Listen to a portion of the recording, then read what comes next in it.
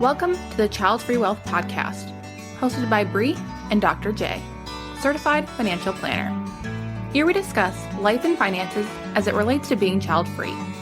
This podcast is for educational and entertainment purposes only. Please consult your advisor before implementing any ideas heard on this podcast.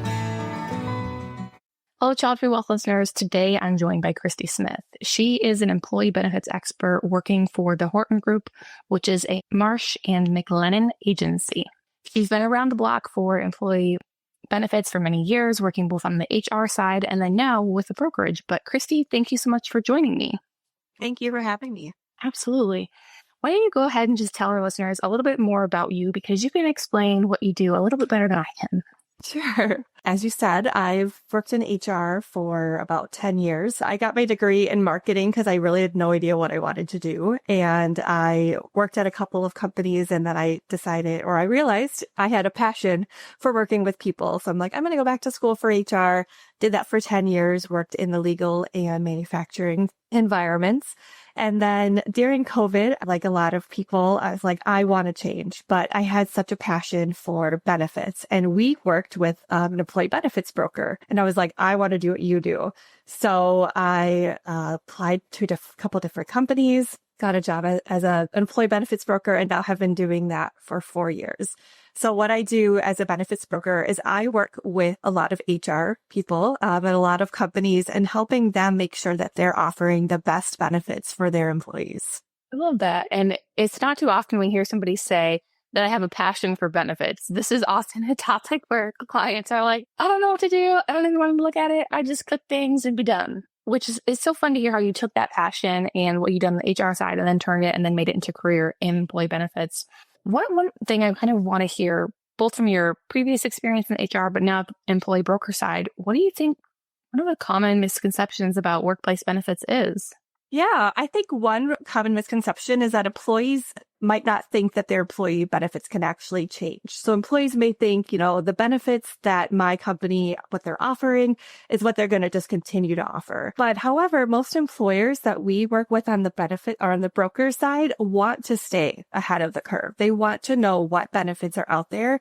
What are they not offering? So many times we as the broker, we're starting these conversations with our clients while we're talking about open enrollment. But oftentimes we have employers coming to us and saying, hey, we had an employee ask us about this benefit. Do you know anything about it? Have you heard about this benefit? If not, can you look into it? And so that actually helps us learn about benefits that we maybe haven't heard of as well. So I think employees need to be aware that they can and should go to their HR teams and ask them about potentially offering a new benefit. And then on the flip side, those HR teams and leadership of the company should also make sure that they're fostering an environment employees feel comfortable coming to them and asking those questions as well. I love that. So it's very much a collaborative environment and kind of working together. It doesn't have to be this is your benefits, that's it. I know many times people will get their benefits package and I hear it all the time. They'll say, well, you suggest that we have disability insurance. I can't get it. So then they just don't do it. But it's something where you could really bring it up and ask the conversation. I always like to say, you never know until you ask. The answer is always going to be no. So just go ahead and ask that question. With that, bringing some of it up, what are some tactics employees can use to hopefully bring a topic up to their employer and have it be well received when it comes to benefits?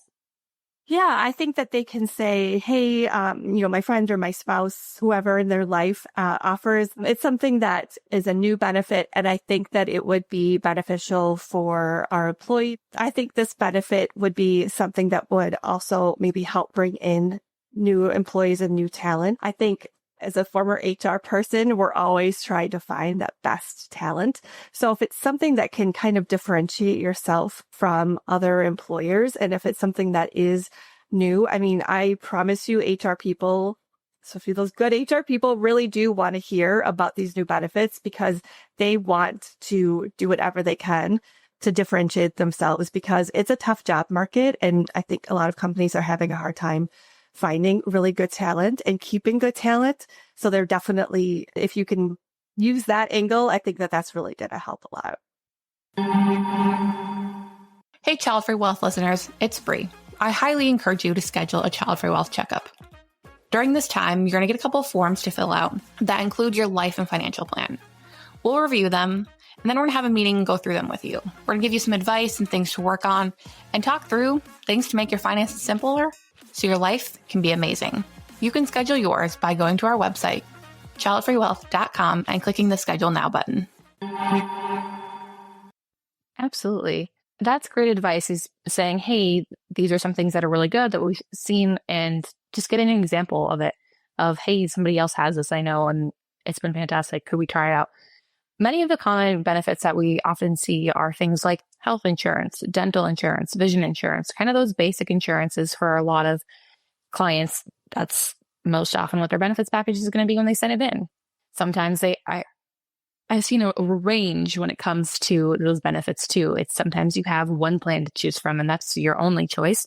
And other times you have 40 some plans to choose from, which can be really daunting. On your HR side, how did you work through that with employees? Did you work through that with employees? We did. Yes. I worked for companies that had, two different offerings. And I had companies, like you said, had multiple. And we work also broker side. We see the full gambit as well. In my opinion, less is better because, like you said, too many choices can just be way overwhelming.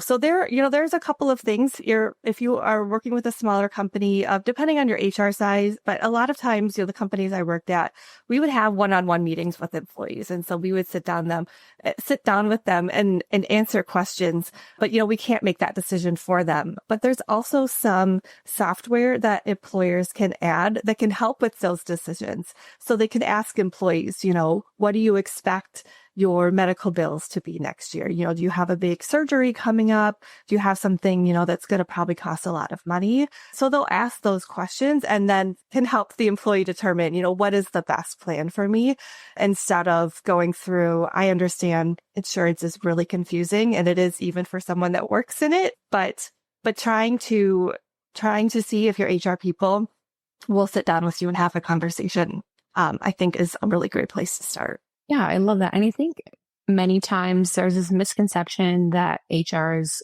big, scary. Person is not true. People, they want to work with you. And I know the HR people that I've had in the past, they truly do want to work with you and help you through that. And it's great to know that there's more softwares available. I have seen some of the software, and it feels like whenever I personally put it in, I am totally wrong on whatever my medical things are me. I'm like, this year we're looking good, nothing much. And then like, wham, that bill comes out of nowhere. I was a caution with that too is don't be too optimistic. Just be a little bit realistic. I know we all want to say that there's nothing that's going to happen this year. We're good, or it's going to be quite low. You gotta. Oftentimes we'll ask clients, are you a lucky person? And lucky can be a variety of different things. But sometimes that does play into it too, whether or not the benefits that you select were right for you, because you're an unlucky person like me, and you get hit with a lot of that. I'm lucky in parking, but that's about it. But if you're not super lucky when it comes to health insurance benefits, looking for a higher package or more of like the gold package there on the top level, gold or platinum packages, is probably going to be a better option for you versus looking for something like that silver or bronze package as well. We kind of covered those three basic health insurance, vision, and dental insurance things. Dental insurance and vision insurance, I've seen them more be like simply coupons. So they give a little bit of a discount. They're not super fantastic across the board. Have you seen anything different in your work, or can you expand on that further? Sure. So on the vision side, you're absolutely right. There hasn't been a whole lot of change, I would say, to the vision benefits in the last 20 years. So I'm someone that definitely uses my vision benefits. I wear glasses, contacts, and those are expensive. I know that the premiums that I am paying, what's coming out of my paycheck, I'm paying less in premiums than the benefit that I'm getting. But it's not a giant amount. Vision benefits, you might get $200 maybe at the most towards contacts or glasses. And glasses can be much more expensive than $200. So you're paying a lot of that out of pocket. So that is definitely a benefit that I wish would improve somehow in the future. Dental, I think that dental is becoming a benefit that improving more than on the vision plan. So I've seen things like I wear a night guard. So I've worked for a company that had a night guard benefit. Because if you're wearing a night guard, you're going to hopefully have less dental issues in the future. So having something that can help prevent some of those things, I think is huge. I've seen some benefits that do offer adult orthodontics. So normally when we think of orthodontics and braces, we're thinking of children, but a lot of companies are starting to offer more of an orthodontic adults as well. So as an employee, you can take advantage of that as well. And that can be, like the old school metal braces. It can also be Invisalign. So it's not something that's becoming super common, but I think that there are companies that are really paving the way for that benefit as well. Yeah, I'm glad you mentioned that because I think that's an often overlooked part of things. And the night guards, I know so many people who wear night guards. I don't wear one, but I actually have braces, and they're clear braces, so they're not as easily seen. But we do have an insurance plan that covered it, and it was going to be $12,000 without insurance, and I paid $3,000 for them. Paying attention to those little nuances, but there have been very few that I've seen that have covered that. Thankfully, there was one plan available. And knowing that it doesn't have to be something to where you can pick a benefit based off of the things that you want to do, and that's okay. Braces for me, a little bit more aesthetic of a thing. That's fine. So consider what those are for you. When it comes to some of the other typical things, I'll see legal insurance being an option on benefits. The disability insurance, we always suggest that clients take the disability insurance. We sometimes see things like life insurance on there that will just be offered as a benefit, not any extra cost. And I know we're often talking about, hey, as child-free individuals, you don't necessarily need life insurance unless somebody's depending on your income. But we never discourage clients from taking that benefit if it's just offered to you and you don't have to pay anything extra. What else is there? Pet insurance is being added more and more. And when we talked the first time, you kind of talked about pet insurance, but then you also had some good ideas just surrounding pets. Can you talk more about that? Yeah, absolutely. So I've only seen this one time, but one of the things with pets, especially with child-free, we don't child-free employees, we don't have children. So a lot of companies offer like a daycare benefit for their employees. So they pay something towards, a daycare cost for employees. But one company I've seen has also expanded that benefit to include doggy daycare. So I have a dog. She's super expensive. Doggy daycare is super expensive as well. And so to have a company say, like, we see you and we know that, and we're going to be paying this benefit if you had children, but you don't. So we're going to be paying it for your pets. This is huge. This is just one thing that when I first heard of it, like blew my mind because it was just something I'd never heard of, but it's a way that company said, we want to make this benefit more inclusive. So what can we do? I talk about it with my clients and I'm hoping that, it becomes something that's more common because a lot of us have pets. And it's such a nice way to kind of integrate the benefits to be a little bit more equitable across the board because that doggy daycare is expensive. And yes, you can work from home. I think there's this misconception of you work from home, therefore you don't need it. Well, it might be good to actually take your dog out and take them to daycare and do those things. And if you have those benefits and can utilize it, that's a fantastic way to go about it. I love that you brought that up too, because you're actually child free. And that was one of the things when I was looking for an employee benefit specialist that I looked for. And I asked somebody, and that's how Christy and I got connected because I asked somebody else that I knew. And I said, okay, I know that you know people in employee benefits. I need somebody who fits a list of these factors. And one of them was being child free. And Christy was on this list, and such a gem to go through this. I love that you kind of approach things differently, though, when you're talking about these employee benefits and selecting it. Can you tell me more about how you take your approach and try and really tailor it towards having something almost custom-like, but really fits and is advanced, I would say? When I talk to you, I just think of you. My perception of you is that you think of employee benefits and try and make them as advanced as possible.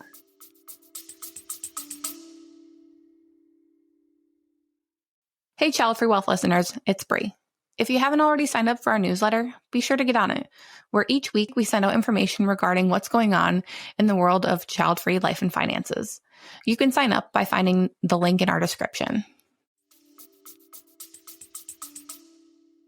Yes, absolutely. So I think as an employee benefits broker working with HR teams, this is something that I have such a passion for. So I really like to get to know my clients. I want to learn about their company culture because that will really help determine, what are they going to be open to? Some are, maybe not as open. They're becoming more open, but then there's some that are just wide open. Like whatever you have, whatever brand new idea it is that you have, please bring that to us. So it's really nice to see those companies because that's how things change. We have small little changes, but it's just people are going to hear about it. People are going to hear about these new benefits they've never heard of. And then they're going to take it to their employer. And it's just going to be something that's just going to be coming, oh, this is just something that we offer now, And so I feel like just really understanding the culture, but also pushing it along as well. So it's our responsibility as a broker to bring these new things to employers as well, because we want them to keep their good employees. We want them to be able to hire the good employees as well. So whatever we can do to help them as well, because recruiting is such a big part of your job. So if you can, take part of that off, and obviously by keeping your current employees, you're not going to have to recruit as much as well. So I just think that it's just the key is really just to get to know the people that you're working with. And then that will really help and build those relationships. Because then once they can trust you as well, just having that trust and that relationship is just super important. I love that. Trust is such a foundation of so many things. And often at times, when I look at society as a whole, we're kind of becoming a bit more untrusting of one another.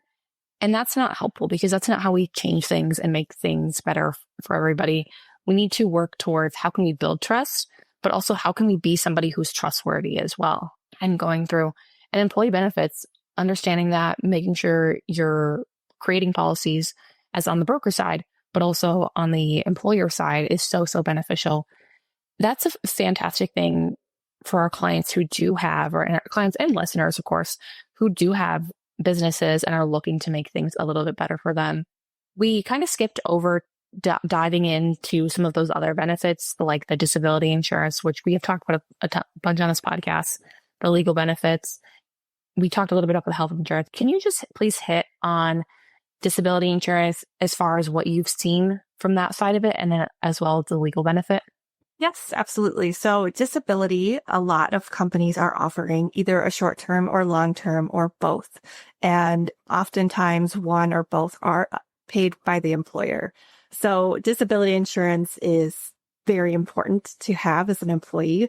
And it's even better if it's paid by your employer. Disability, it can be broken down by short-term and long-term disability. So short-term covers for a shorter period of time, usually 90 days, so 3 months. And then that's when long-term disability kicks in, and that's going to cover you for a longer period of time. So what we're also seeing, in addition to company paid or company offered disability plans, is a lot of states are also implementing or considering adding a paid leave benefits as well. I work in the state of Minnesota, and we are implementing a state paid leave in 2026. So we're working with all of our clients to get that all set up. So that's a great benefit, and it's going to pay for part of your salary. So a lot of what the conversations we're having with employers are, okay, well, can we just get rid of our disability benefit or our short-term disability benefit?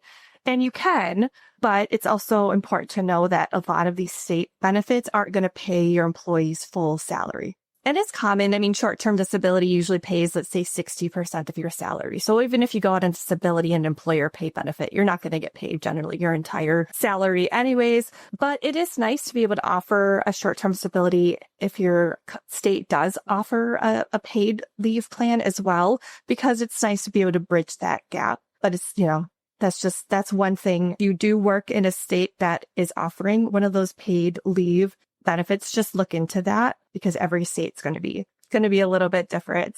And then on the legal side, so sometimes through like another benefit, like life or disability, there is something called an EAP or employee assistance program. And those are free confidential, and a lot of times include like a basic legal plan in there. So it's something where you can get some free or low cost advice from an attorney, or you can help plan your will as well for something. But then there's also standalone legal benefits as well that employers are offering. So those are going to just be more robust. So they're going to offer advice to employees. And sometimes if you want, if you're married, you can also have that benefit for them as well. And that's going to have more access to employees. And a lot of it is going to be included with that premium that is paid as well.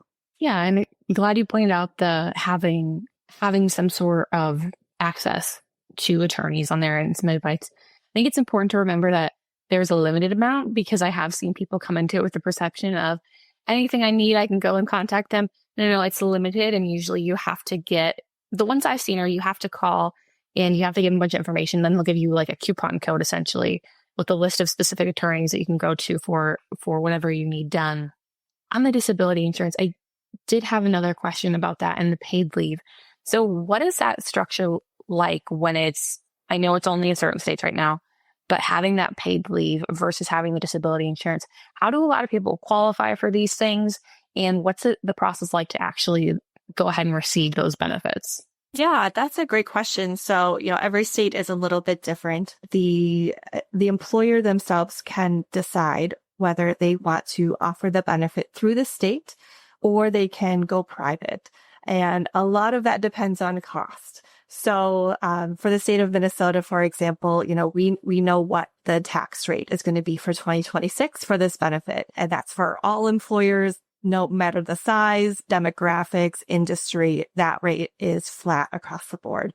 So then what we're doing with all of our clients that we're working with is we are going out to either their current life and disability carrier or other carriers and seeing what their rates are. But those carriers are looking at gender, age, industry. So they're factoring all of that in. So the rate's going to be specific for that company. So it really depends on the cost for that. So if an employer chooses to just go through the state, then when an employee has a claim, everything is done through the state. So they'll have to either go onto a website, call a phone number to get the process started.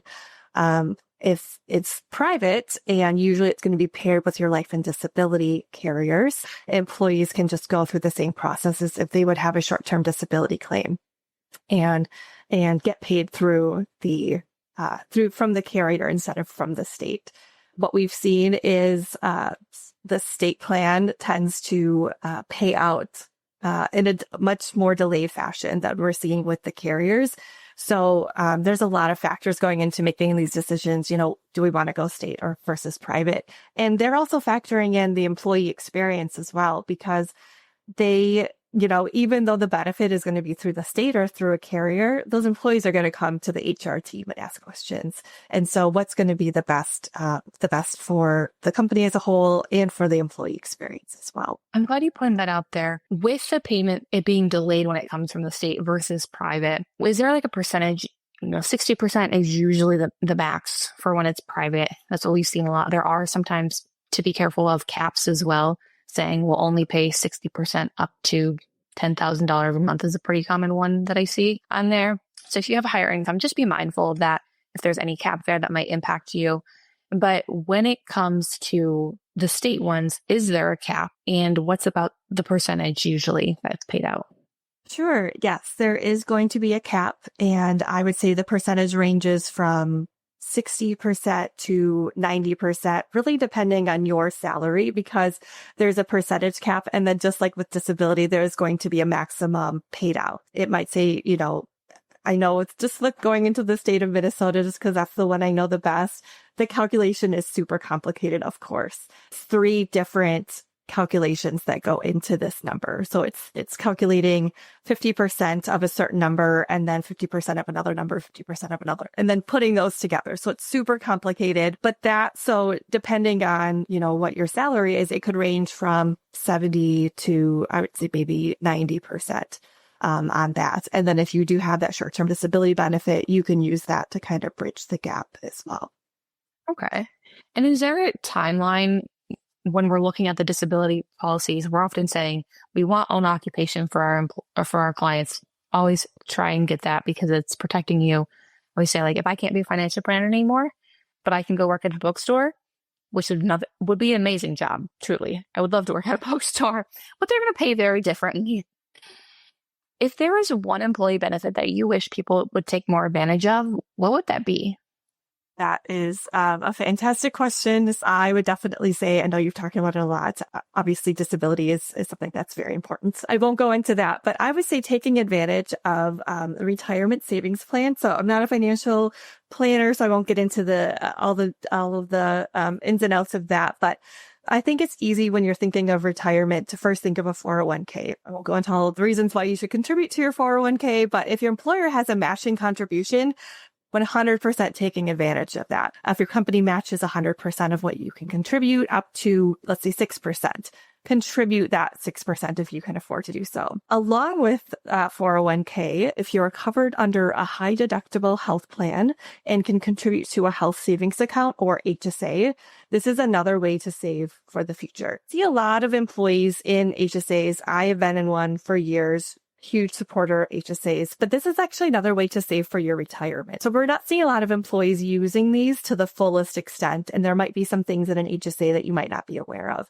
So there's obviously benefit contributing to an HSA. There's a benefit where you can pay for your medical, dental, and vision expenses. And then a lot of times your employer will actually either deposit money into your HSA account or will have matching similar to a 401k.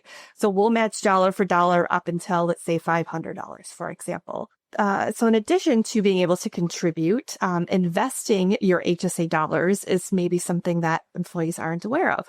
So it is intended to be a savings account. So while it can be used for expenses today, it really is meant to be used for expenses in the future.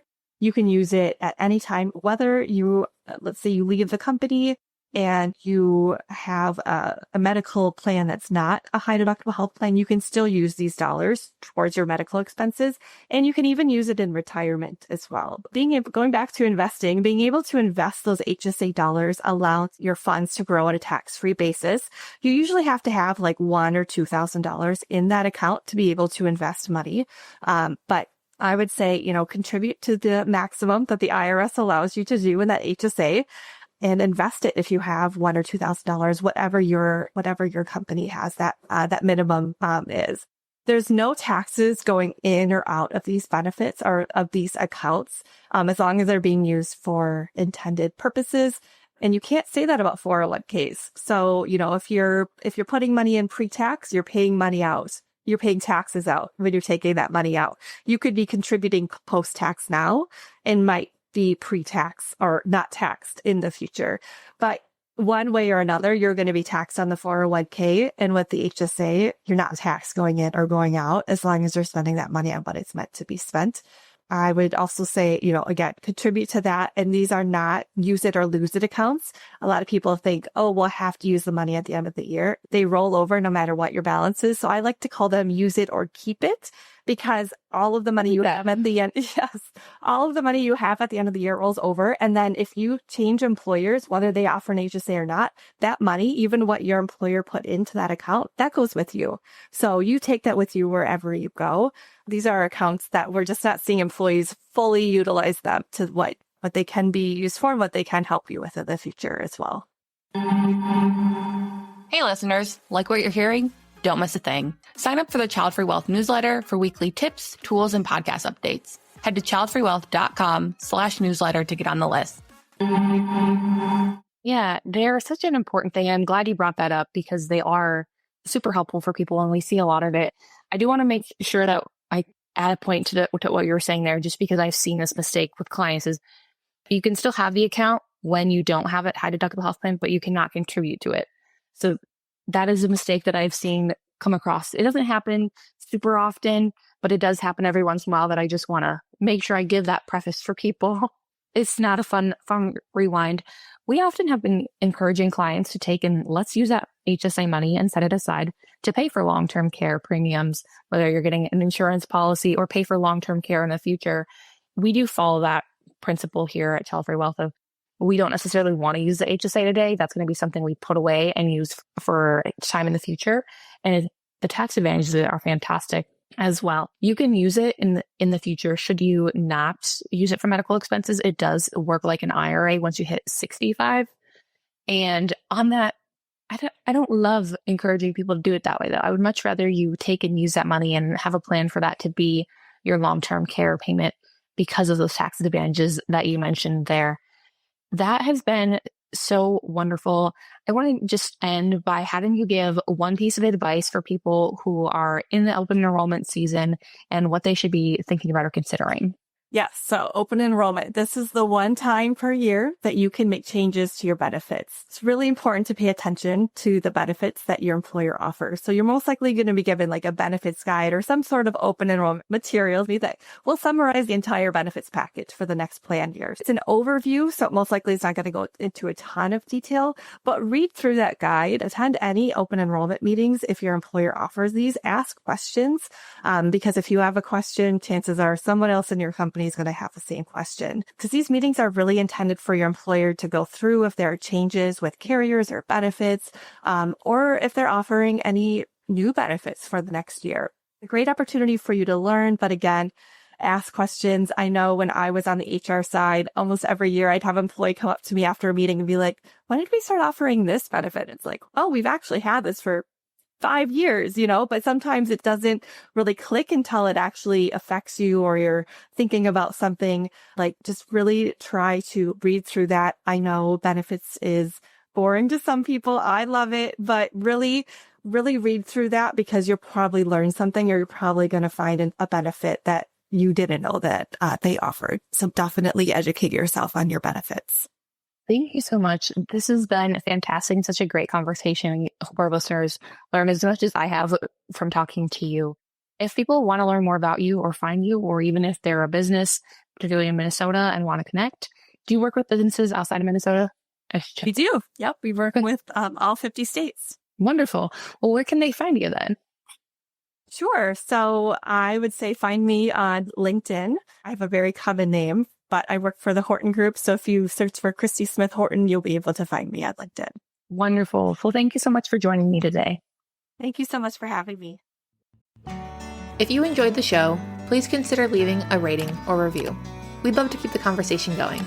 Please let us know your thoughts wherever comments are available, or email us at media@childfreewealth.com. To stay up to date, find and follow Child Free Wealth on social media. If you're interested in working with us, learn more by visiting our website, childfreewealth.com. We'll see you next time.